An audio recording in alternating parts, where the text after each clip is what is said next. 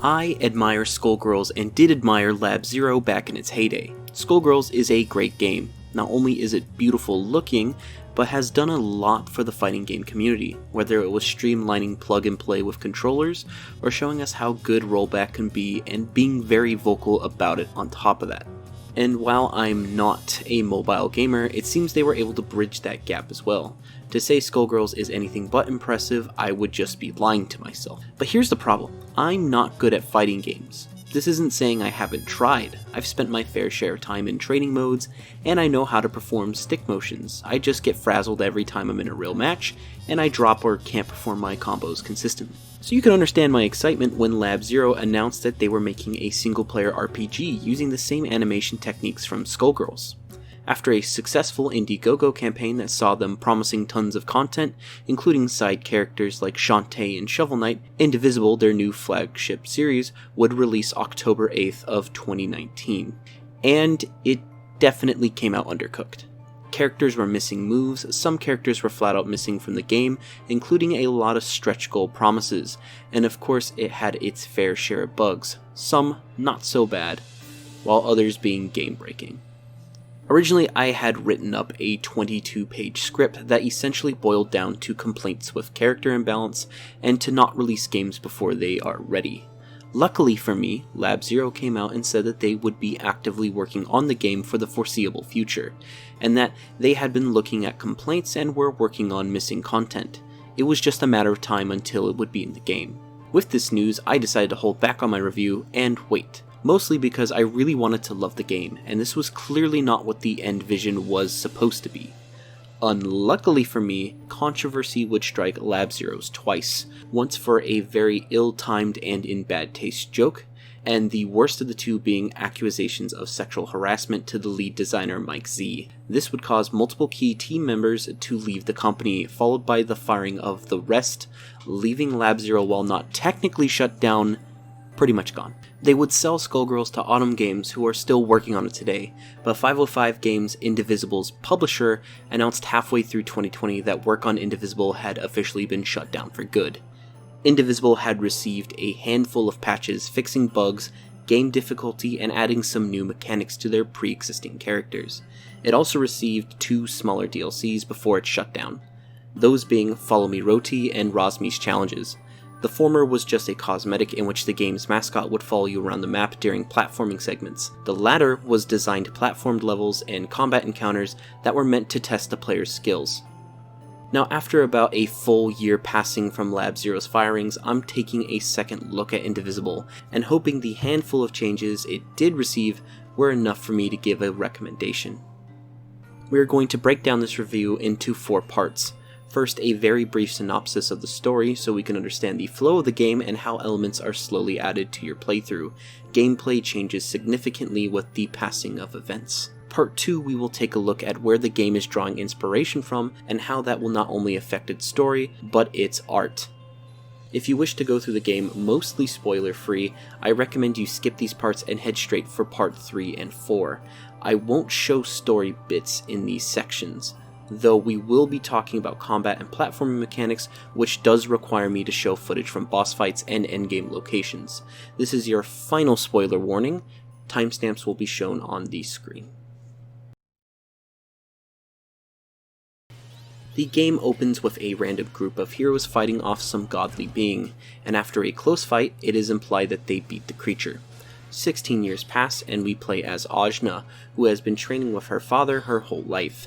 She doesn't know anything about her father or her deceased mother, and this causes a rift between them. Her village is attacked, her father is killed, and after a brief fight with the murderer, he gets sucked into Ajna's head. What? It is revealed that Ajna has something called her inner realm, a space within herself, and her father's murderer, Dar, is trapped there for the time being. Ajna decides to seek revenge for her father's death and goes after a man named Ravanavar, the leader of the army that destroyed her village. She goes through a forest to follow his troops, and we learn that Dar can come out of her inner realm, but just can't be outside it forever. They also can't harm each other. In fear that if Ajna dies, he will die, he helps her with fighting monsters. On her way through the forest, we meet 2 new party members, fight off a boss, and then get captured and thrown into prison. From here, Ajna gains more teammates, destroys the prison, and fights Ravanavar, who seems more intrigued than he is worried about her.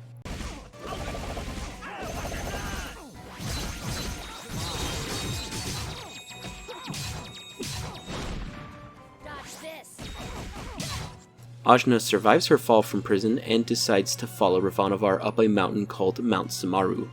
Many of her teammates say it's a bad idea, citing the fact that the mountain is considered a holy ground for good and evil, and that only the monks of Lan are allowed to decide who climbs it. Ajna doesn't listen and continues up the mountain. She has a fight with Ravanavar, and it was just a bait. She awakens a deity sealed at the beginning of the game named Kala. We then learn that Ajna is just a piece of Kala that was not sealed off 16 years ago.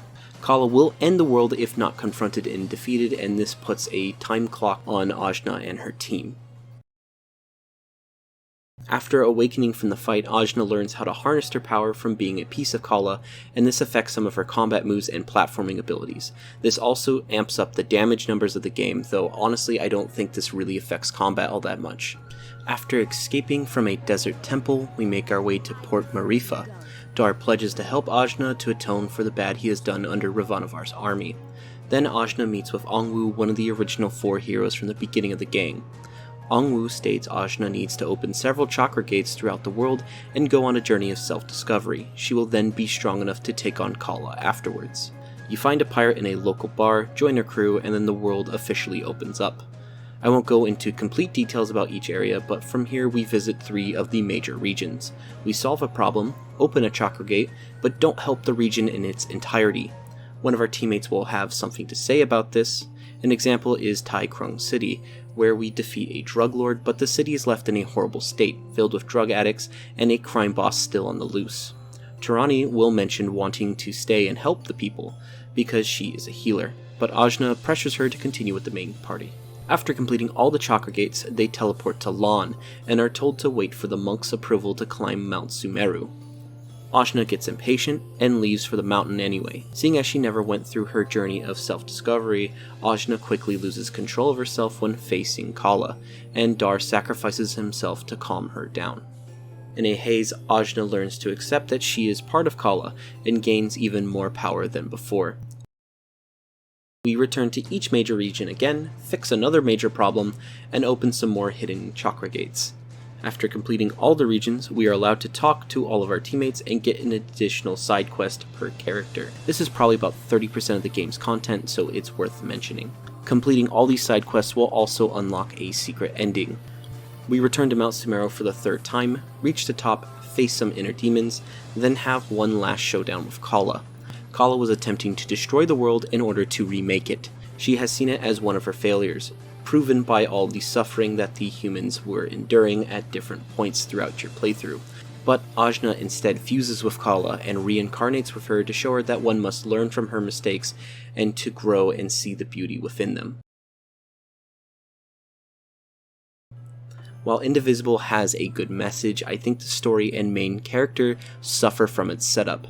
For about half of the story, it feels like we are babysitting Ajna, and she refuses to listen to reason from anyone.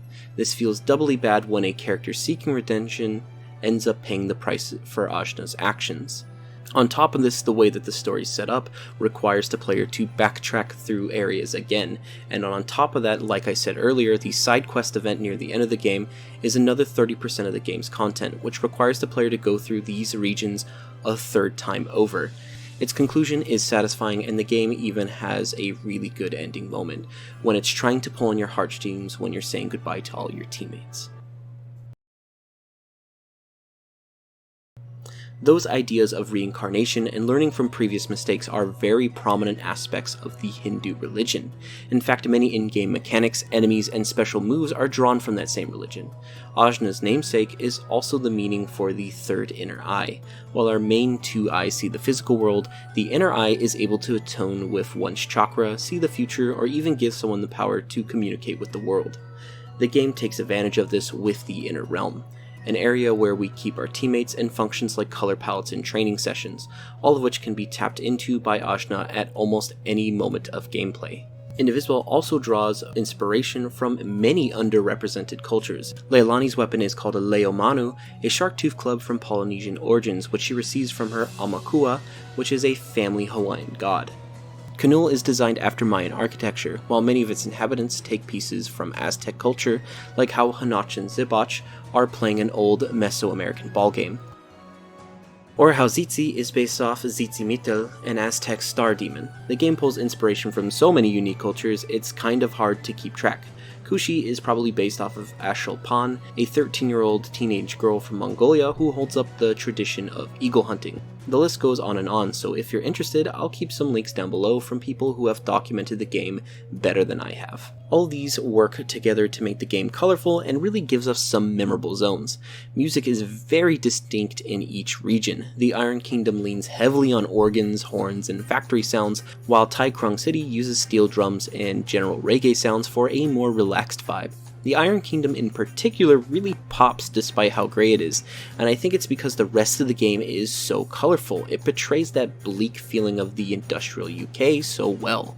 My only complaint about the art style would be these backer-created characters that litter the city regions. Some of these guys can really take you out of the feel of these zones. Oh look, it's VTuber Nyanners. But I guess they were a necessity in order for the game to come out. Of course, I haven't talked about the big one. Yes, the hand-drawn animation is still absolutely gorgeous. Whether it's platforming or combat, it looks amazing and they really went all out on some of these characters. Just look at Leilani's and Naga Rider's idle animations. The game looks amazing every step of the way, and it's impressive how it seamlessly transitions from platforming to battles on a dime. Lab Zero was also able to make enough money to hire Studio Trigger to make many of the transformation cutscenes and the general menu intro. To put it straight, I have zero problems with the game's art direction, as it clearly shows they put a lot of research into the different cultures they wanted to represent. Indivisible's main draw is its combat. This is where we see the majority of its animation work, and it features a fairly in-depth combat system. But surprisingly, that combat takes up only half of your playtime. The other half is spent on platforming segments. To put it blunt, I would call Indivisible's platforming nothing more than fine. Platforming starts off slow. You are given a wall jump and an axe grab, which allows you to grip the wall and perform an extra jump. We then receive more and more moves to interact with during different platforming segments. For example, the next thing we receive is a bow and arrow, which you can use to flip switches mid-jump. All these are fine, but they're never used that smoothly, besides the axe jump into wall jump. Many of the early and mid-game platforming mechanics have this problem. It's stop and go, and when the game does decide to open up and the player can learn multiple movement options, the problem continues, and that's because the player can go in any direction at any time. So these platforming puzzles have to be designed so that the player only needs a very limited set of moves in order to complete them. For example, in the Iron Kingdom, the only moves you need to get past this section is the vault, which is used sparingly just to get past these narrow corners, and the vine shot, which is used on one section in the area to climb up the side of the castle. And they're never really integrated together. You never have to do a vault into a vine shot into a wall jump. You only do a vine shot and then climb up to the vine shotted enemy and make your way safely to the next zone. And that is the main problem with the early and mid-gaming platforming sections. It's just so stop and go. It's just so you use one special move for a solution. The game opening up to multiple regions is enjoyable because you get to pick what section you want to tackle at what time, but I would have rather the game had gone with a linear progression, because at least in that sense, the game would know what moves the player would have at what time, and they could design puzzles with more mechanics being needed to complete them. Now, we do get a solution to this problem, but it's at about the 60% mark through the game. You see, this problem does stop when the player unlocks their first dash, as essentially, the dash can work as a buffer to allow the player to swap to certain moves. Now, this helps, but like I said earlier, you learn this move at the 60% mark of the game, which means half of 60% of the game So about 30% of your playtime is spent with stop and go puzzles that don't get better until the end of the game. Now, there are some really good sections in the game where the platforming can shine. In particular, Mount Sumaru Part 2 is a real difficulty jump from anything else the game presents up to that point, and it's because this is the first point where the developers know the player has every movement option available, so they can design obstacles with that in mind. And this is probably the most enjoyable section of the game, because unfortunately, Part 3 of Mount Sumeru is so spaced out because you now have 3 mid-air dashes. So every puzzle in Mount Sumeru Part 3 is all about using those dashes to their full extent, and a lot of it can be cheesed because it's almost like the player's given too much momentum at this point. Fortunately, that isn't the biggest problem. Part 3 of Mount Sumeru is still enjoyable, and I'm glad they give you 3 movement options while you're in the air, because it makes re-going through the previous regions a lot smoother, because you can skip all the stop and go puzzles that you had to go through your first time through. Now, the other thing is, I recommend completing Part 3 of Mount Sumeru before you tackle all the side quests, because right before the final boss you unlock an ultimate mid-air dash, which allows you to dash up to an additional 4 times while just losing a slight sliver of health. This makes traversing those regions for your 3rd time so much faster, and I can't stress how much you should do this instead of completing everything else before approaching the final boss. Now, there are 2 real tests of this game's platforming capabilities. The first one is the secret boss zone, which requires the player to perform strict movement options in quick succession. It's really the only time the platforming felt like a true challenge in the base game. Of course, I haven't mentioned Rosmi's challenges, because this is the $7 DLC that does push mechanics to their absolute limit. These missions are slowly unlocked throughout your progression of the story. For example, you can't start the DLC until you've unlocked the bow move, because some of the puzzles require you to incorporate that into your run through the platforming sections. I don't necessarily think having the DLC unlocked this way was a smart idea, because if you do try these challenges right when they unlock, the difference in difficulty from the vanilla base game to DLC is almost immeasurable. For example, here's a platforming segment from the first time you get your bow, and here's challenge number 5 of 40. Now, I don't know if this DLC is worth it. That's honestly up to you. I would refrain from buying this off the bat and instead play the vanilla game for what it's worth. If you find yourself enjoying the platforming in the later half of the game, then I think you should consider the DLC. Otherwise, if you just find the platforming to be okay, skip out on this. Indivisible's platforming works best as a complement to its combat, a palate cleanser in between longer fights. Unfortunately, it ends up taking a larger role than I think it deserves, and the game doesn't do anything interesting with it until it's a little too late. Rosmi's challenges attempt to shore up this issue with some much needed difficulty, but it almost feels like too much of a difficulty spike when compared to what the player is experiencing in their playthrough. It is much appreciated difficulty, but I recommend tackling the content when you already feel comfortable with the game's mechanics, as anything you would learn from these challenges just won't be translated to the rest of the gameplay.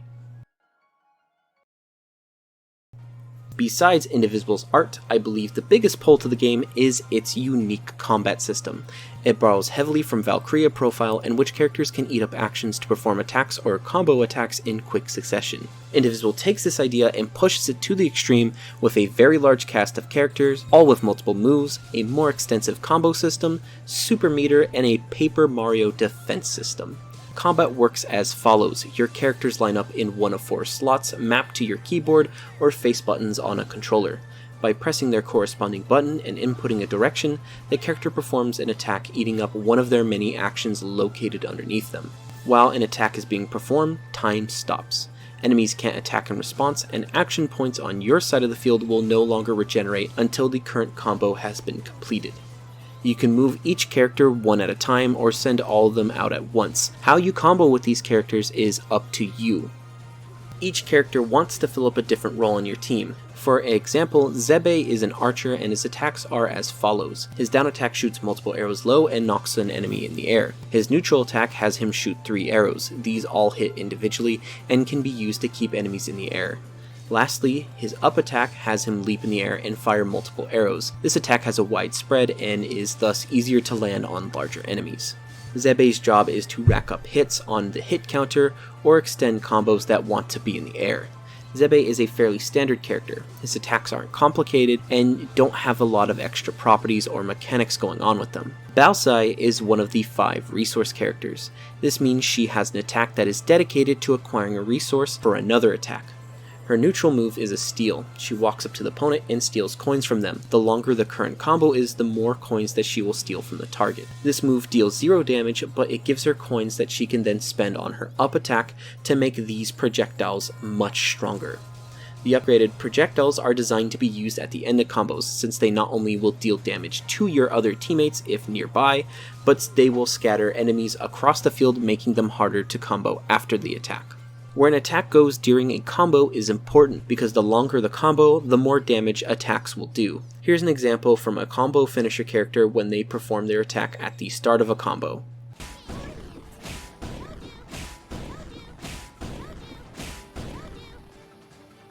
And here's that same character performing the same attack at the end of a long combo string.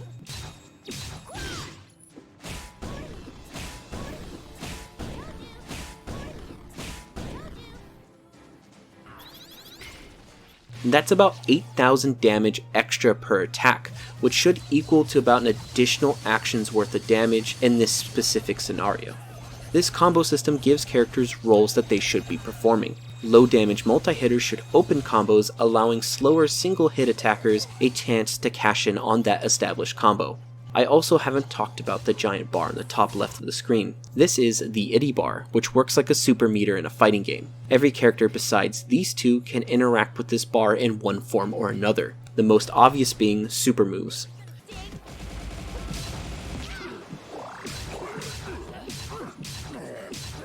A large portion of the cast has 3 separate supers depending on how much bar you put into it, while others have the same super but with additional effects, or just some more damage with increasing levels of Itty spent on it.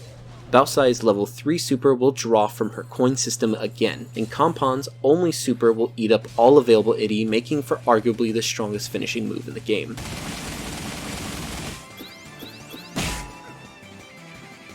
Zarya can force enemies to dance, which in turn allows the player to wait for more action points to regenerate and perform extra combos without fear of taking damage. Some characters don't have supers. For example, here's Leilani. She can charge her neutral and up attacks to perform a strong multi-hitting attack that will break any enemy's guard. All of this is in exchange of half a bar of Itty. You can generate the Itty bar in a few ways, by dealing damage, taking damage, performing perfect blocks, one specific move from Lanchi, and lastly juggling your enemies.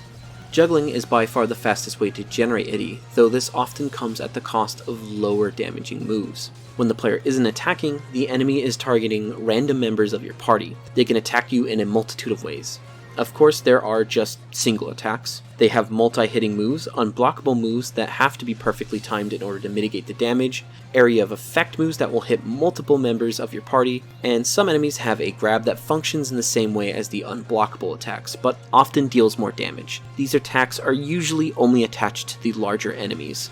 The player can simply hold down the action button to block these attacks, which will mitigate damage, but if they perform a perfect block by clicking the block button at the exact moment of taking damage, then they can generate Itty while also reducing the incoming amount of damage. The longer the game goes, this perfect block becomes stronger and stronger, and you can even get to the point where it will heal the player when performed.